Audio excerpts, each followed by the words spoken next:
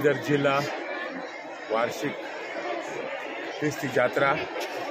इस यात्रा में हम प्रभु यीशु मसीह के साक्ष्य देते हैं कि सब हम लोग जो यहाँ पे आते हैं प्रभु की आराधना करते हैं और साक्ष्य देते हैं कि हम उसके सेवक हैं और प्रभु ने हमको प्यार दिया है।